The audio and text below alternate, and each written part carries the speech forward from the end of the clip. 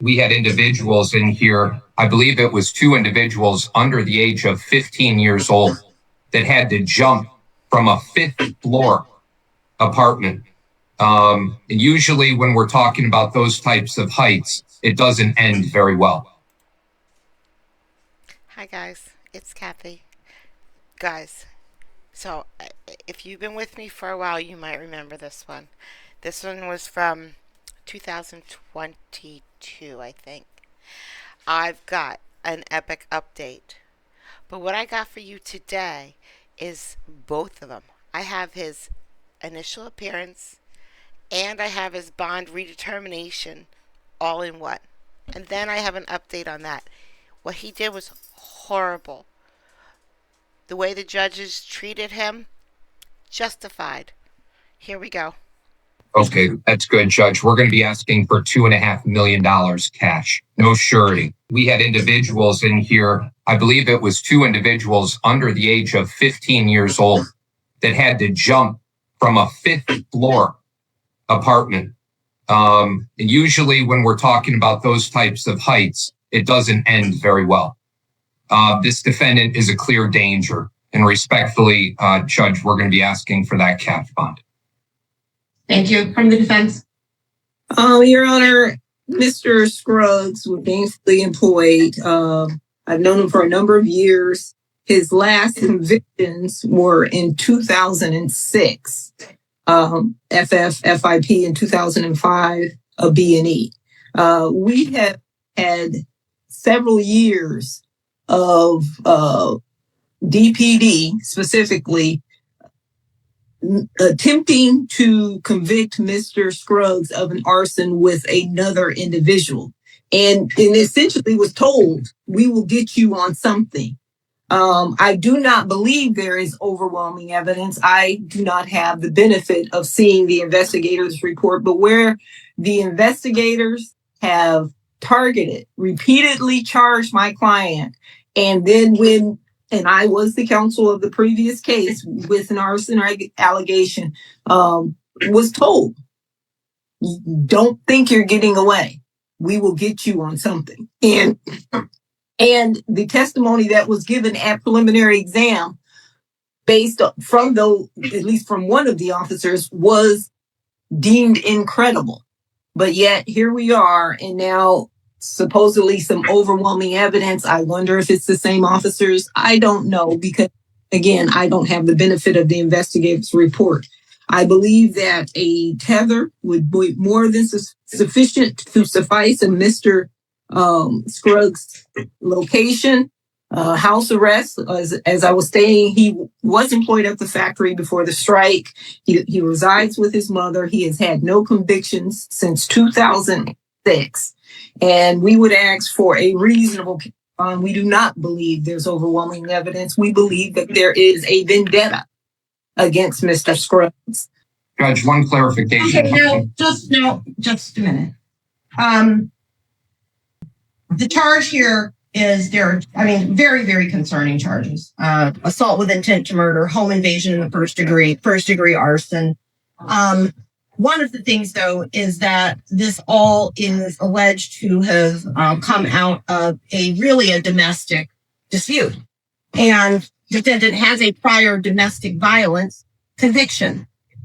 As I tell people all the time, this whole city is basically under surveillance now. They can follow you from the gas station to your house by video camera, between Ring doorbells and green lights and everything else. And in this case, because I know you don't have the benefit of having the investigators report what is alleged is that the defendant phoned the victim and, amongst other things, growled at her.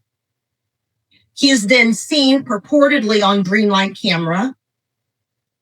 They say a clear image. I don't know. These things will play out. A clear image of him at a gas station, filling up a Clorox bottle with gasoline and paying for it. That there is then more video footage of him going to this apartment building, trying to get in the side door. When unsuccessful at getting in the side door, using a knife to get into the front door.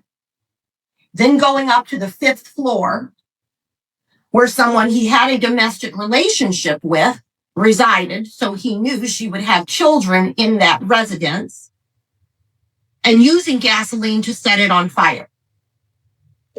Luckily, the smallest child, according to the investigator's report, was able to be caught by neighbors as she jumped out of the window. The 14-year-old did not fare so well and now has a broken spine, amongst other things, and is still in critical condition, according to the investigator's report. So what we do know from the investigator's report is there was a fire. We know that. We know at least that at this point, there's an allegation or a determination that accelerants were used to set that fire. It is reported that there is video of this defendant obtaining the accelerant and then entering that building just before this fire would have started. I would call that overwhelming evidence of guilt at this point. It's all I have at this point. All I have is an investigator's report at this point. Now, maybe that's not what the video will show. Maybe the video will show that it's a blurry face and you can't really tell who is doing what. Maybe the video will show that this lady had a chaotic relationship with another person. She mixed up who called her that day, or her phone misidentified the person who called and growled at her, or that she lied. I don't know, that somehow the police got her involved in their vendetta. I don't know. But the story as told here, and that's all I have, is absolutely terrifying. Absolutely terrifying. And there is still a child in critical condition in a hospital suffering from a broken spine, broken wrist, all kinds of things, because she had to jump from a 5th floor window. Difficult for me to imagine a mother setting fire to her own place or getting into cahoots with the police to set fire to her own place, knowing her children were inside and would end up in that position. Just difficult for me to believe. I do think there is overwhelming evidence of guilt. I think that the allegations are terrifying. I think that they signal a high degree of risk to the community. I think coupled with the prior domestic violence conviction, it lends some credibility to the allegations here. I am going to set bond in the amount of $1 million cash, no surety. I do not believe the community is safe if Mr. Scruggs is out, nor do I believe this complainant and her children specifically are safe if he is out. Defendant charged with count 1, first-degree arson. Count 2 is Same case, the next hearing. Now they didn't like that bond. Obviously, they didn't like that bond. So now they're in front of Judge McConaughey to get the bond lowered. intent to murder. Count 3, home invasion, first degree. Count 4, arson, preparation to burn a dwelling, resulting in injury. Count 5, assault intent to do great bodily harm, less than murder or by strangulation. Count 6, malicious destruction of a building, $20,000 or more. Count 7, assault with a dangerous weapon, felonious assault. Count 8, domestic violence. Domestic violence, second offense notice. Defendant's labeled as an habitual offender, fourth offense notice. Today is the day time for a bond redetermination hearing. Judge, always a privilege, Stevens, for the people. Good morning, Your Honor. Alicia Taylor Coleman, P56278 on behalf of Marion Spread, Defendant Counsel.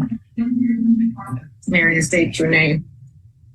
Marion Scruggs. Second. What's the bond for Mr. Scruggs? $1 million. Million set of peace arrest. Argument. Sure. Thank you, Your Honor. We understand the seriousness of these charges. Mr. Scruggs, has not had any prior convictions since 2006. He had a case in 2019 and then 2020 a reissue. And that was a alleged domestic violence and arson case. When that case was dismissed at preliminary exam, after there was a preliminary exam held and found insufficient and was reissued, there was testimony in the preliminary exam by the officers that they were going to get him.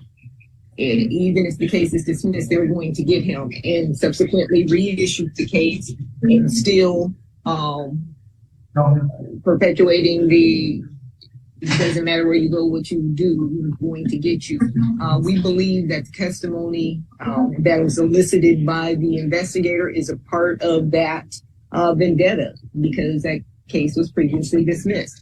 They say that they... I'm sorry, counsel. Counsel, just to make sure I'm clear, you're saying this is a reissued case or there's another reissue? No. there was a previously reissued case and then subsequently dismissed. And I spoke with the officers who were very hostile and intent, saying in regards to this, and we believe the allegations and the way they are couched in the investigator's report is a part of that vendetta against Mr. Marion Scruggs. He was previously employed, and then when the strike occurred, he was laid off and then dismissed. But he resides with his mother. He has retained counsel. He would reappear at all future court dates. We're asking for a reasonable bond. We're not asking for anything unreasonable in light of the seriousness of these allegations. $250,000 cash surety, the tether with house arrest, that's fine. But he is the primary caregiver of his mother, who has visual and audio disability, and other health issues. We would state to the court he has not ever caseed since counsel has been on this case, which is the last few years. I am familiar with his family, and he would reappear at all future court dates. In house arrest and tether, there's no threat to anyone. He's not ever violated. He previously was on tether with the previous case and then reissued, no violations. We could ask the court for a reasonable bond. We do not believe that the allegations are as clear cut and as definitive as individuals who have a bias is presenting to the court. Okay. Mr. Prosecutor. Thanks, Judge. Just for a matter of housekeeping, I do appreciate defense counsel and her dissertation about the priors. The defendant did have a 2020. I think defense counsel had said he hasn't had any convictions in the last 10 or 15 years. He just had a DV conviction in 2020. But with that, I digress. I'm just going to focus on this particular matter, Judge. Here, the defendant, he starts a fire in a hallway in front of the complainant's apartment. He puts the whole apartment at risk, starting the fire in an apartment building. Your Honor, prior to the fire, he ends up calling the complainant and allegedly tells her he's going to kill her. He meant it because video surveillance captured the defendant filling a container full of gasoline. Video surveillance caught the defendant using a knife to jimmy his way into the apartment building.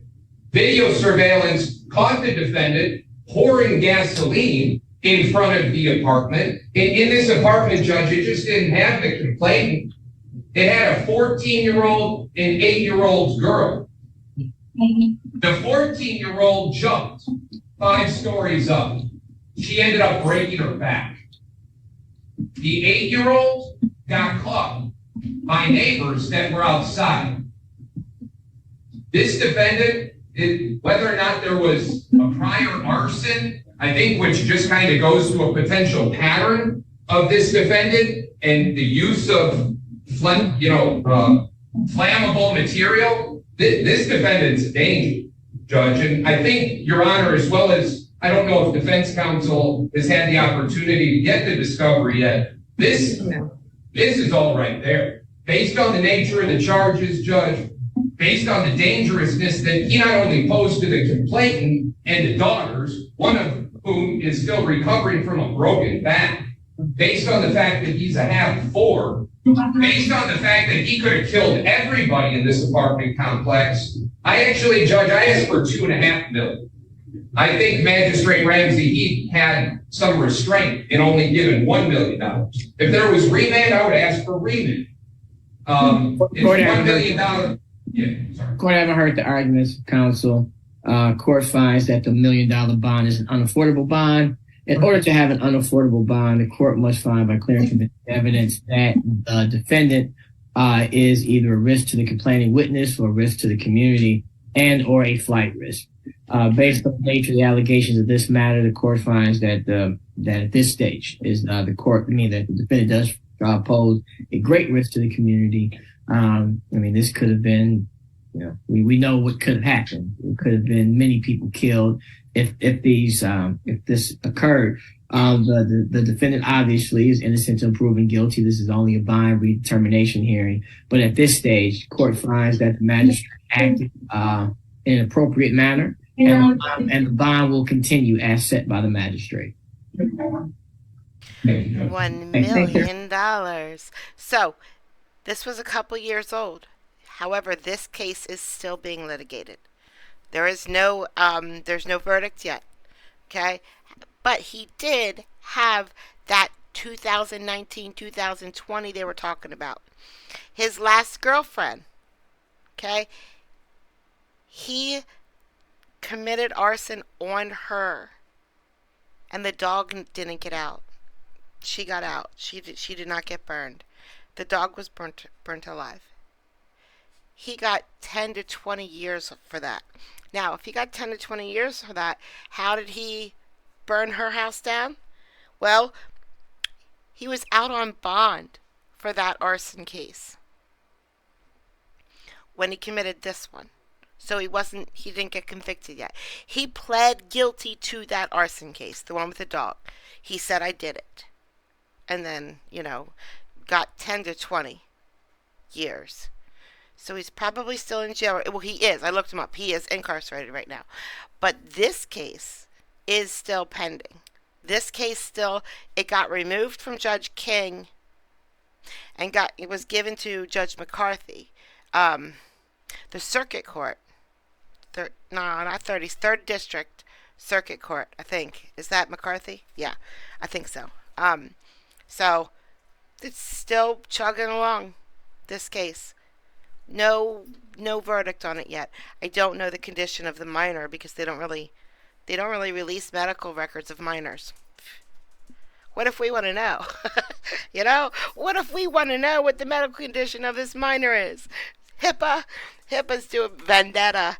HIPAA has a vendetta against us. Oh, what a piece of... Thanks for coming out, guys. I appreciate it. I'll see you all later.